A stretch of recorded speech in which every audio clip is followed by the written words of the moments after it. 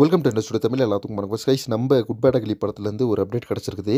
அதாவது பார்த்தீங்கன்னா வேதாளம் படத்தில் நடிச்சிருந்தார்ல ராகுல் தேவ், அவர் பார்த்தீங்கன்னா ஒரு செம்மையான வில்லனாக வந்து பாலிவுட்டில் ஒரு வேறு லெவலான பெர்ஃபார்மன்ஸ் கொடுக்குற ஒரு வெறித்தனமான வில்லன்.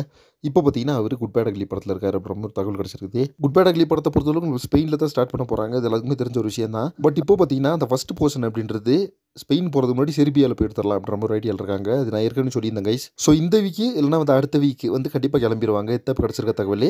அண்ட் அது மட்டும் இல்லாமல் இந்த வாரத்தில் பார்த்தீங்கன்னா விடாமுயற்சி படத்தோட அந்த என்டையர் ஷூட்டிங் அது வந்து கம்ப்ளீட் ஆயிரும். அதுக்கப்புறமா நம்மளுக்கு குட் பேட் அக்லி படத்தோட ஷூட் வந்து போயிடுவாங்க. தென் வந்து வர பொங்கலுக்கு வந்து தக் லைஃப் கமலோடது அண்ட் நம்ம ஏகேவோட குட் பேட் அக்லி இது 2 படம் தான் ரிலீஸ் ஆகும். ஸோ இந்த 2 படத்தோட கிளாஷ் அப்படின்ட்டு இப்போ சோஷியல் மீடியா ஃபுல்லாக வைரல் ஆகிட்டு இருக்குது. பட் நம்ம ஏகே படம் வருது அப்படின்னா கண்டிப்பாக தக் லைஃப் வந்து தள்ளி போயிடும். கண்டிப்பாக பார்த்தீங்கன்னா நம்ம குட் பேட் அக்லி படத்து கூட வந்து எந்த படம் தக் லைஃப் அப்படின்னு கிடையாது, எந்த படம் வந்து மோதாது நம்ம குட் பேட் அக்லி படத்து கூட. ஏன்னா பார்த்தீங்கன்னா குட் பேட் அக்லி படத்துக்கு அந்த அளவுக்கு ஒரு மரண வெயிட்டிங்கில் இருக்காங்க நம்ம ஏகே ஃபேன்ஸ் எல்லாருமே. ஜென்ரல் ஆடியன்ஸை பொறுத்தளவுக்கும் பார்த்தீங்கன்னா அந்த படத்துக்கு வெயிட் பண்ணிட்டு இருக்காங்க. ஏன்னா ஆதிக் ரவிச்சந்திரன் அந்த லாஸ்ட்டாக பார்த்தீங்கன்னா மார்க் ஆண்டனி பயங்கரமான ஹிட்டை வந்து கொடுத்துட்டாரு. ஸோ அதுக்கப்புறமா இந்த குட் பேட் அக்லி படத்தில் எந்த மாதிரி வந்து ஒரு ஸ்க்ரீன் அவுட்புட் இருக்குது அப்படின்னு சொல்லிட்டு ஃபர்ஸ்ட் லுக் செகண்ட் லுக் இதெல்லாம் வந்துச்சுல, அதெல்லாம் பார்க்கும்போது தெரிஞ்சிச்சு கைஸ். கண்டிப்பாக பார்த்தீங்கன்னா நம்ம ஆதிக் ரவிச்சந்திரனை பொறுத்தளவுக்கு ஒரு ஃபேன் பைசமாக வந்து பண்ண போகிறாரு.